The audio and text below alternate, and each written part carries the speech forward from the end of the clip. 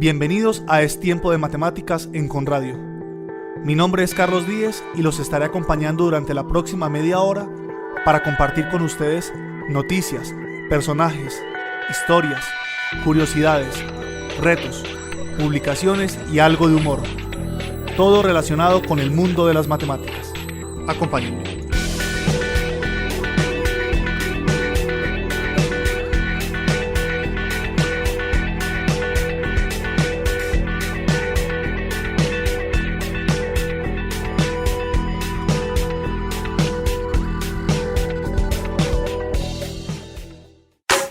En Es Tiempo de Matemáticas, Actualidad Matemática.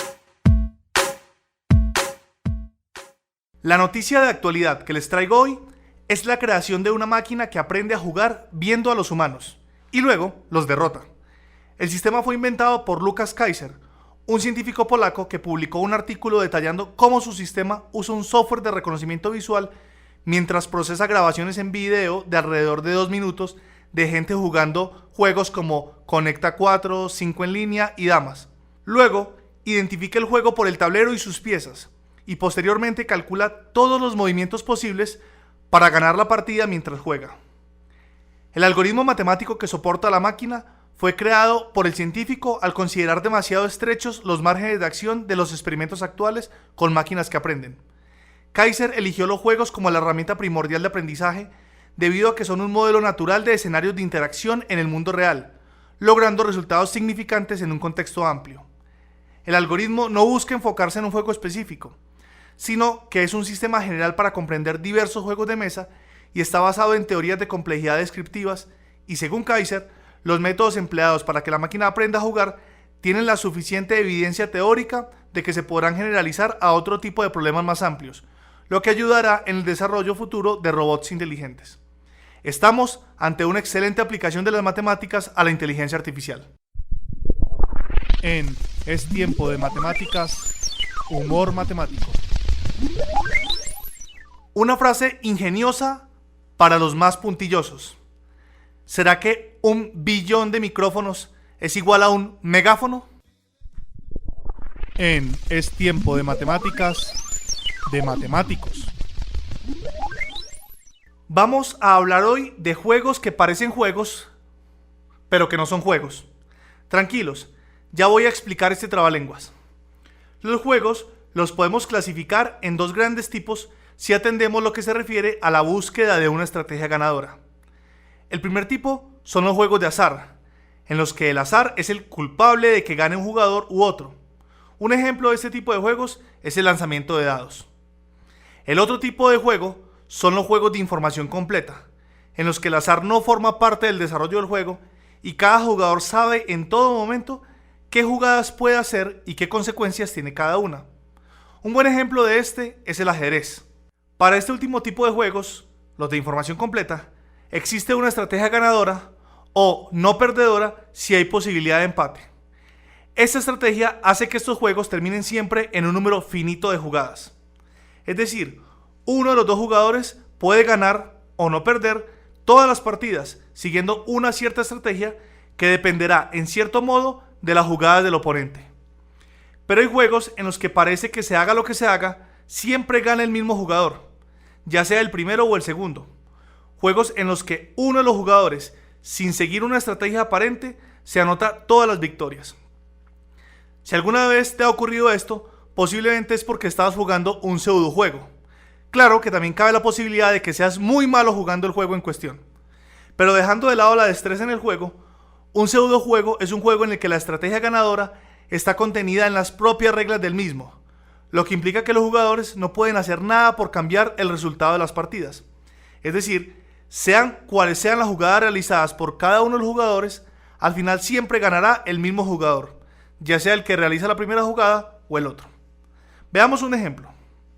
Partiendo de un montón con 20 palillos, 2 jugadores retiran alternativamente 1, 3 o 5 de los palillos que queden en su turno. El jugador que gana es quien se lleve el último palillo. En este juego, el jugador que realiza la segunda jugada gana todas las partidas y lo curioso del asunto es que esto ocurre independientemente de la estrategia que estén siguiendo los jugadores. ya sea que retiren una de esas tres cantidades al azar o que retiren cada vez la misma cantidad que el contrario o una cantidad distinta. Independientemente de la estrategia que sigan, siempre ocurrirá lo mismo. Gana el jugador que hace la segunda retirada de palillos. ¿Por qué ocurre esto? Pues sencillo. Partimos de 20 palillos, que es un número par. El primer jugador retira un número impar de palillos, sea 1, 3 o 5, por lo que deja siempre un número impar de palillos. Después, el segundo retira también un número impar de palillos, por lo que siempre deja un número par. Como 0 es un número par, el único jugador que puede dejar 0 palillos en la mesa, es decir, el único jugador que puede llevarse el último palillo, es el segundo. Y todo esto, como hemos dicho, independientemente del número de palillos, sea 1, 3 o 5, que retire cada jugador en cada uno de sus turnos. Evidentemente la cosa cambia si inicialmente se parte de un número impar de palillos.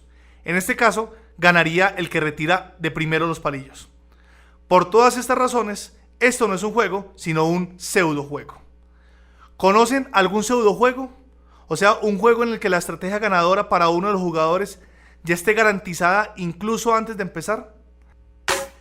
En Es tiempo de matemáticas, matemáticas de lo cotidiano. Ya antes en el programa hemos hablado de la teoría de grafos. Esta rama de las matemáticas es útil para establecer relaciones entre objetos o ideas. Y como muchas ramas de las matemáticas, es muy probable que las personas que la estudian en sus carreras de ingeniería, economía y similares se pregunten para qué servirán todos aquellos teoremas. Hoy les quiero hablar de una aplicación para smartphones que hace un uso maravilloso de la teoría de grafos. La aplicación se llama WikiWebApp y usa esta teoría para navegar y consultar la Wikipedia de una manera diferente. Y es que gracias a dicha teoría de grafos podemos aplicar un principio básico, el principio de que la mayoría de artículos que están en la Wikipedia se encuentran conectados de alguna u otra forma.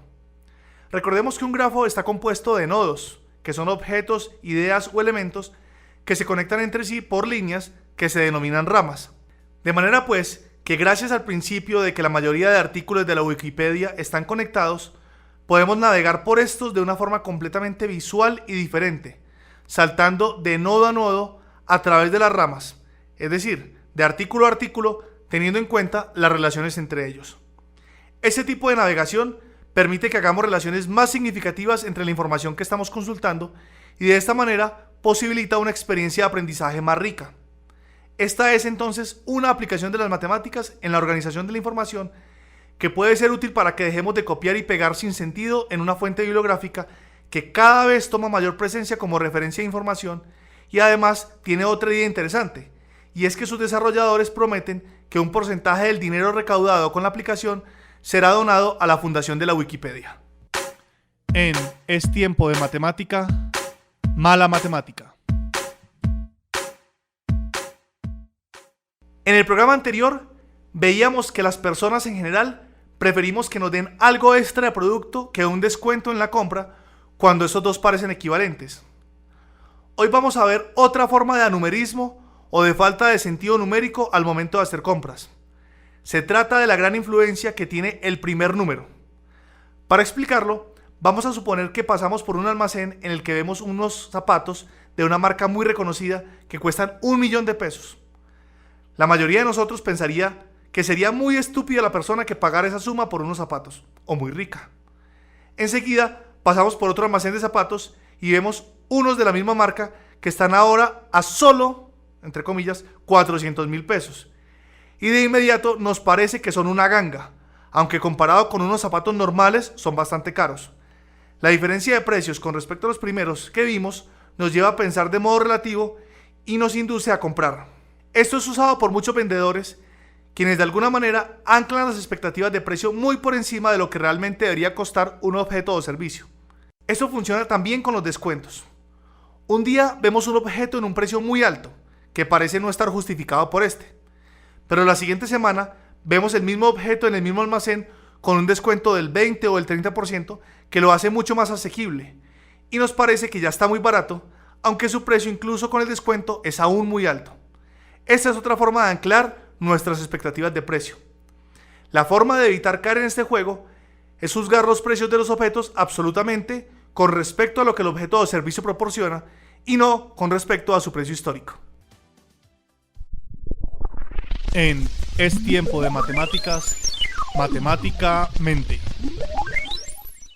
El problema de hoy es verdaderamente fácil y dice: ¿cuál es el menor cuadrado que empieza y termina con 3 cuatros? En Es tiempo de matemáticas, matemática curiosa.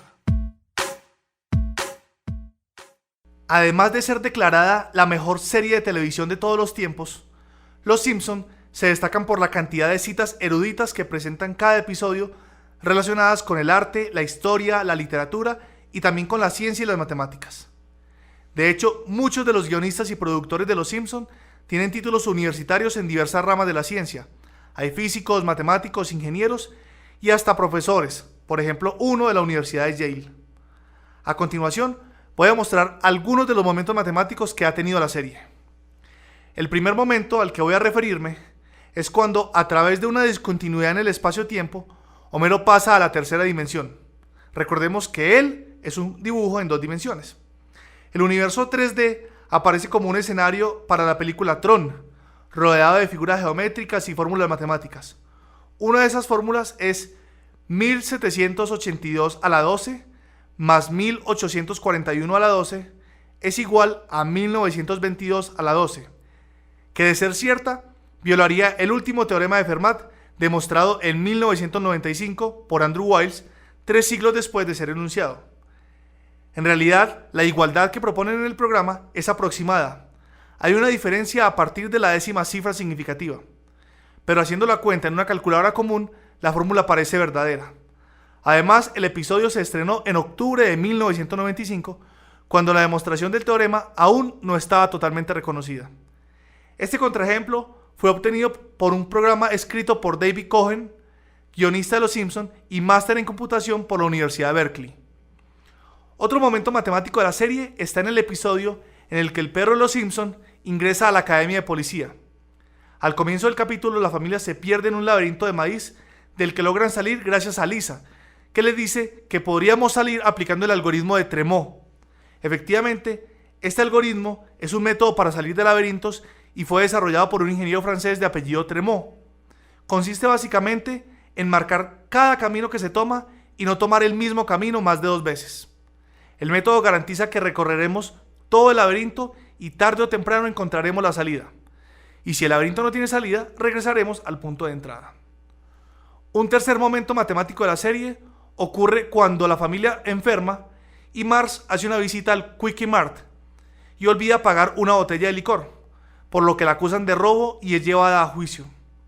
El principal testigo en su contra es Apu, que para demostrar su buena memoria dice que puede recitar pi con 40.000 decimales y aclara que el último dígito es 1. Al Jean, uno de los guionistas de este episodio y que además es licenciado en matemáticas por la Universidad de Harvard, dice que consultaron al Instituto Tecnológico de California para confirmar este dato. Mientras tanto, la mención del número pi hace babear a Homero, pues en inglés pi se pronuncia como pie, que es un tipo de pastel. Un último momento matemático que quiero referirles es cuando Homero es elegido delegado sindical por sus compañeros de la planta nuclear de Springfield, y en ese cargo es invitado por el señor Burns a conocer su mansión. Entre las extravagancias que exhibe Burns, existe una habitación con 1000 monos en sendas máquinas de escribir. Burns explica que esos monos escribirán la mejor novela de todos los tiempos. Levanta la hoja de una de las máquinas y lee: era la mejor y la peor de todas las épocas, que con un pequeño error corresponde al comienzo de Historia de 2 ciudades de Charles Dickens. Esto alude a un famoso enunciado vinculado al cálculo de probabilidades del que ya hemos hablado en Es tiempo de matemáticas y que dice que si 1.000.000 de monos aporrearan al azar 1.000.000 de máquinas de escribir, al cabo de 1.000.000 de años habrán escrito todas las obras de Shakespeare. Efectivamente, la cantidad de libros que se pueden escribir, dadas todas las combinaciones de letras en un volumen típico, es limitada. Dado el tiempo suficiente, cualquier dispositivo que genere combinaciones de letras al azar necesariamente generará todos los libros posibles, incluso los que aún no se han escrito. La idea de que hay un número finito de libros posibles es la base de la Biblioteca de Babel de Jorge Luis Borges. Esta biblioteca contiene todos los libros que se pueden escribir con 25 letras en 410 páginas. Y necesariamente contendrá todas las obras de Shakespeare, incluso las que se pudieron haber perdido. Hay más momentos matemáticos en Los Simpson, pero hoy vamos a dejar por acá. En Es Tiempo de Matemáticas, la reseña. Hoy les quiero presentar un libro que es toda una curiosidad. Su nombre es A Million Random Digits with 100,000 Normal Deviates. Es un libro publicado en 1955 que tiene 1.000.000 de cifras aleatorias, es decir, cifras que no siguen ningún patrón determinado. Y a pesar de lo original del libro, no fue el primero, ya que en 1927 Cambridge University publicó un libro con 41.600 dígitos aleatorios. Durante el siglo XIX, la producción de tablas matemáticas era fundamental para cualquier trabajo científico y la dependencia de estas era crucial. Mucha gente dedicaba literalmente su vida entera a hacer este tipo de tablas. A menudo, las tablas publicadas en siglos pasados iban siendo revisadas con sucesivos añadidos. Esto dejó de ser importante por el advenimiento de las calculadoras. Como ya he dicho antes, se intentaban conseguir listas de todo tipo, y entre ellas, y por sorprendente que parezca, estaban las listas de números aleatorios. En este libro, las primeras 25 páginas muestran el método de obtención de los números y el resto de páginas contiene una lista de 1.000.000 de números generados con este procedimiento. El método básicamente consiste en una especie de ruleta electrónica cuya semilla, primer número, era una señal aleatoria de ruido. Los dígitos son dispuestos en una manera particular y codificados en tarjetas perforadas de IBM de la época. Entonces se hacían pasar por un ordenador. Eran analizados para comprobar que realmente no tenían ningún patrón reconocible. El resultado fue publicado siguiendo el modelo 856 de IBM y encuadernado en forma de libro. Utilizar este libro conllevaba un ritual muy curioso. Había primero que abrir el libro por una página cualquiera. A ciegas había que elegir un número de 5 cifras. Este número reducido a módulo 2 determina la línea de comienzo y los 2 dígitos a la derecha determinan la columna. Y además contenía toda una serie de consejos para evitar acabar abriendo siempre el libro por las mismas páginas. En fin, toda una reliquia numérica. Hasta aquí el programa de hoy. Mi nombre es Carlos Díez y los espero en una nueva emisión de Es Tiempo de Matemáticas, aquí en Conradio, la emisora de la Conrad Lorenz. Y terminamos como siempre citando. Los imperios, como las personas, tienen sus ciclos vitales. Nacen, viven, mueren. El Imperio Romano no fue una excepción. Cabe entonces preguntarse por todo lo que contribuyó a su decadencia. E inmediatamente aparecen 1.000 razones que justifican su decrepitud.